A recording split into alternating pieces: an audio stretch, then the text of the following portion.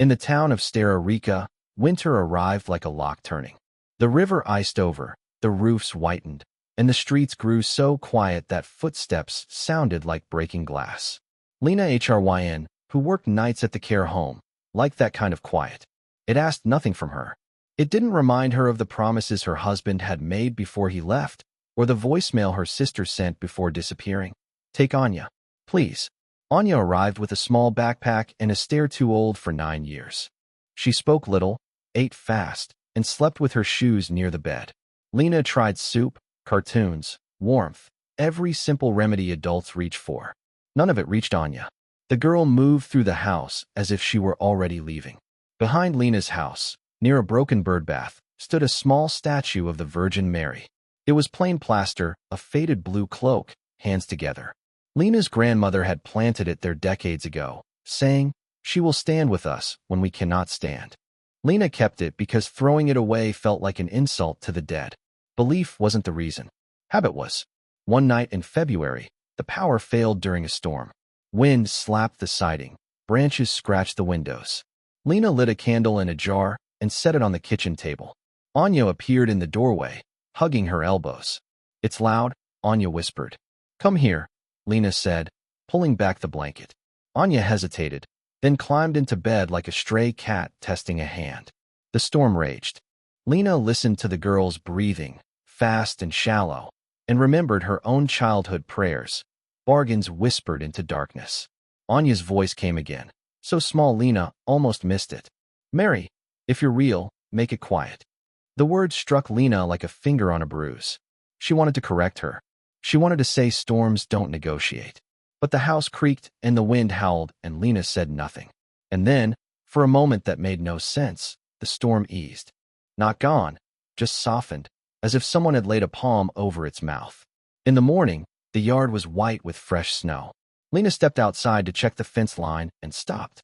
At Mary's feet, where there had been only frozen weeds, a single lily had opened, white and clean as paper. Around it, the snow looked strangely thinned, as if warmth had risen from below. "It's February," Lena breathed. Anya stood behind her, eyes fixed on the flower. "Maybe she heard me," the girl said. Lena stared at the statue's calm face. The paint was chipped, the features worn. Nothing about it looked powerful. Yet the air around the base felt sheltered, almost gentle. Lena didn't kneel. She didn't pray, but she couldn't look away. All day Lena carried the image of that lily like a splinter, small, sharp, impossible to ignore.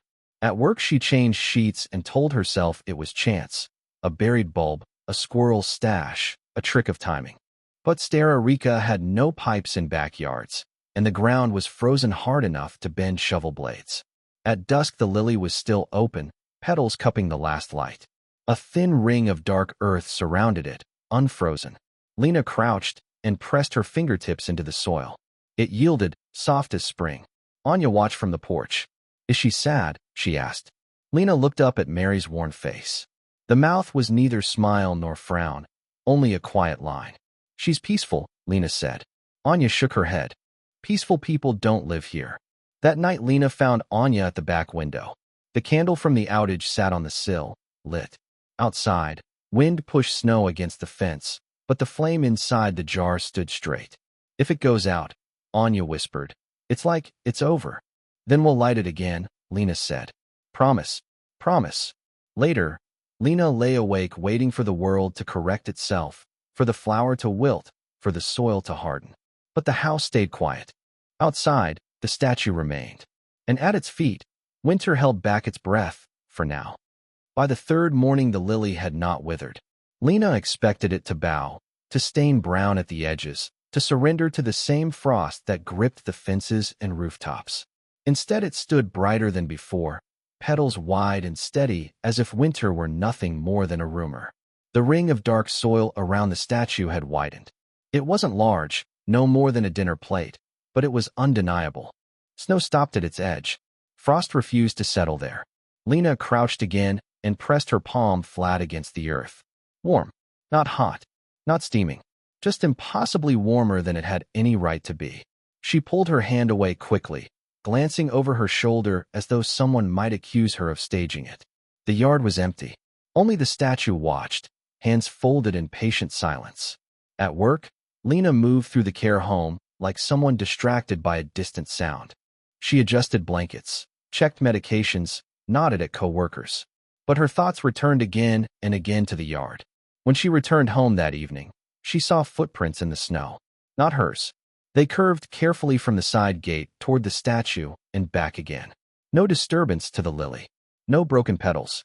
Just the marks of someone who had come, stood, and left. Inside, Anya sat at the table drawing. "What are you making?" Lena asked. The girl turned the paper around. It was the statue, clumsy lines, two large eyes, but unmistakable. "She looks less sad now," Anya said. "I told you she wasn't sad." Anya shrugged. Maybe she was waiting. For what? For someone to notice. The next morning a knock came at the front door. Lena opened it to find Mrs. Danyliuk, her wool scarf wrapped tightly around her head. "I heard," the older woman said softly. "Heard what?" "About the flower. And the ground." Lena's instinct was to deny everything. But the words caught. Instead, she stepped aside. Mrs. Danyliuk entered the yard slowly, as if approaching something fragile. When she saw the lily, her breath hitched. She stepped closer, then stopped at the edge of the warm soil. "My husband," she said quietly. "They say his heart is failing." Lena didn't know why that was being told to her. She wasn't clergy. She wasn't even certain she believed in prayer. Mrs. Danyliuk reached into her coat pocket and removed a small white candle. Without asking, she knelt and set it on a flat stone near the statue's base. "May I?" she asked. Lena nodded before she could reconsider. The match flared bright in the gray afternoon. The wick caught instantly. Wind slid through the broken fence and stirred the woman's scarf. The flame did not bend. Lena felt the air change, subtle, like a room where someone has just finished speaking. Mrs. Danyliuk closed her eyes and whispered a prayer too quiet to hear. Her shoulders shook once. Then she stood. "Thank you," she said, not to Lena, but to the space between the statue and the sky. After she left, Lena remained in the yard long after her fingers went numb. The candle burned steadily. Snow shifted in small spirals around it. Yet the flame remained upright, protected by nothing but glass and air. Anya came outside and stood beside her. "Did she ask for something?" the girl asked. "Yes." "Will she get it?" Lena hesitated. "I don't know." Anya stared at the candle. "Maybe the point isn't getting. Maybe it's asking." Lena looked down at her niece, surprised by the calm in her voice. That evening another pair of footprints appeared. Then another the next day. No one knocked. No one announced themselves. They came quietly, like people entering a hospital room. Some left small offerings, flowers, folded notes, a rosary bead. The yard did not feel invaded. It felt careful. Lena placed a wooden box near the gate for candles so they would not scorch the grass. She did not understand why she did it. Only that she did not want the flame to disappear. On the fifth night, Lena stepped outside alone. The sky was clear, sharp with stars. She stood before the statue and looked at Mary's face. "I don't know what this is," she whispered. "And I don't know what I believe." The candle flame flickered once, then steadied. Lena felt something loosen inside her chest, a knot she had carried for years without naming it. She did not kneel. She did not cross herself. But she stayed. And in that small circle of warmth beneath winter's grip, staying felt like the first answer she had received in a very long time. By the second week, Stararica was no longer pretending not to notice. Cars slowed when they passed Lena's house. Curtains shifted across the street. The small gate at the side yard creaked more often, opening just wide enough for someone to step in quietly and close it again. The lily still stood. The circle of warm earth had grown slightly, now large enough for 3 candles to sit side by side. Their flames rose each evening like small guardians, thin but stubborn. Lena told herself it would fade, that attention would thin out the way frost melts in sunlight. But attention has its own weather. One afternoon a man she did not recognize appeared at the gate with a phone held high in front of him. "Is this the miracle yard?" he asked loudly, already filming. "There's no miracle here," Lena said evenly. "This is my home." "That's what they all say," he replied with a grin that felt rehearsed. "Mind if I take a look?" "I do mind." He stepped closer anyway, pushing the phone between the fence slats to capture the lily, the candles, the statue's worn face. "Probably heated from below," he muttered for the camera. "Hidden cable. Simple trick." Anya appeared behind Lena, her jaw tight. Please leave, Lena said. The man crouched and reached his hand through the fence toward the dark soil. Don't touch it, Anya snapped. He laughed. Why? Afraid I'll expose it? His fingers brushed the edge of the warm earth. The wind arrived without warning. It wasn't a storm. It wasn't dramatic. It was a single, sudden force, sharp enough to slam the gate inward and knock the man off balance. Snow lifted in a white sweep. His phone slipped from his hand and struck the ground with a crack. For a moment, everything froze. The candles did not flicker. The lily did not tremble. The air inside the yard felt still, contained, as though a boundary had been drawn and sealed. The man scrambled to retrieve his phone, face flushed. This is insane, he muttered, backing away. You people are insane. He left quickly, not filming anymore. Anya's breathing was uneven. Lena placed a hand on her shoulder. It's okay, Lena said, though her own heart was pounding. Did she do that? Anya whispered. Lena looked at the statue. The plaster face remained calm, unchanged, hands folded in eternal patience. It was wind, Lena answered softly. But even as she said it, she felt something deeper. Not a display, a protection. That evening, online rumors began circulating. A short clip appeared showing the man stumbling backward. Comment sections filled with arguments. Trick, hoax, sign, coincidence.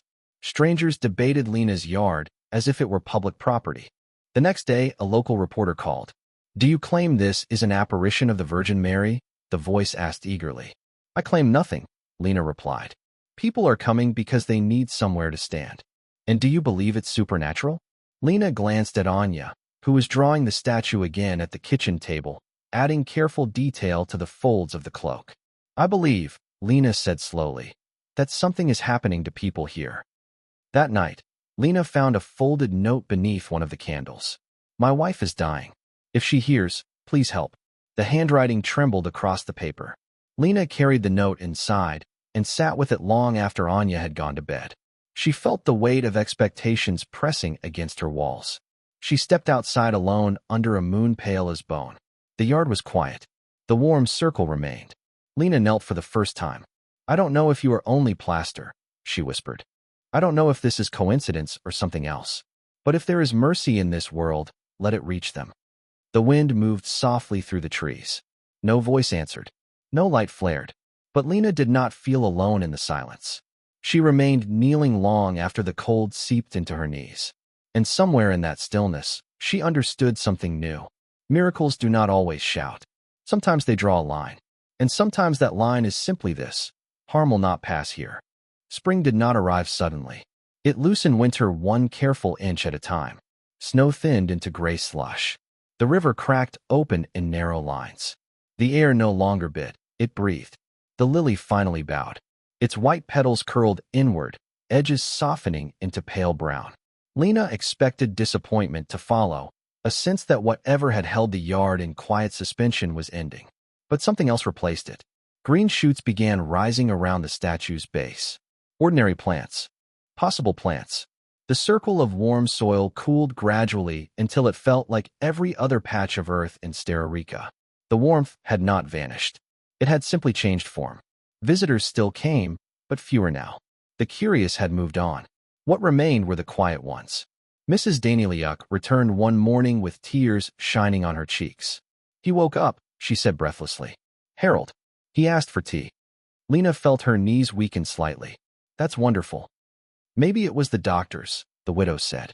Maybe it was timing. I don't care. I needed hope. I found it here. After she left, Lena sat on the porch beside Anya. Did Mary fix him? Anya asked. I don't know, Lena replied honestly. Then what did she do? Lena looked toward the statue. Its paint was chipped. One small crack ran along the base. Nothing about it looked divine. She stayed, Lena said quietly. Anya frowned. That's it. That's not small, Lena answered. When things fall apart, staying is not small. Anya thought about that. Later that afternoon, a young girl came alone. She stood before the statue without candle or flower. Her eyes were swollen from crying. My dad died. She whispered to no one in particular. Tell me how to breathe. Lena watched from the doorway, not interrupting. The girl did not receive an answer. No voice descended. No wind stirred dramatically. She simply stood there for a long time. And when she finally turned to leave, Her steps were slower, but steadier. That evening, Anya placed a new candle beside the statue. She lit it carefully and shielded it with her hands until the flames strengthened. Mom ran, Anya said suddenly, not looking at Lena. But you didn't. Lena swallowed hard. I wanted to, she admitted softly. Some days I still do. Anya nodded as if that made sense. But I'm still here, Lena continued. Anya glanced at the statue. Like her? Yes, Lena said. They stood together as the sun dipped low, casting gold across Mary's worn face. For a brief moment, the light made the statue seem almost alive, not moving, not glowing, just illuminated with something warmer than winter. Lena realized then that nothing supernatural had proven itself. There had been no spectacle, no thunderous declarations, only small mercies. A child sleeping through the night, a widow receiving a phone call, a stranger finding breath long enough to walk home. The yard had not become sacred because something defied nature. It had become sacred because people were allowed to bring their pain there without being told it was foolish. The wind moved gently through the fence slats. The candle flame bent slightly this time, and that was all right. Anya slipped her hand into Lena's. Can we plant flowers here? She asked. Yes, Lena said without hesitation. They would plant them when the soil softened fully. Tulips, maybe more lilies. Not because they expected miracles, but because they had learned something quieter. Faith was not certainty. It was staying when leaving felt easier. It was lighting another candle even after the first one burned down. It was breathing again after loss. As darkness settled over Stararica, the statue stood as it always had, plaster and paint, hands folded, patient, no longer surrounded by winter, no longer surrounded by doubt, just present. And in that simple presence, Lena understood. The Virgin Mary had not changed the world. She had changed how they endured it.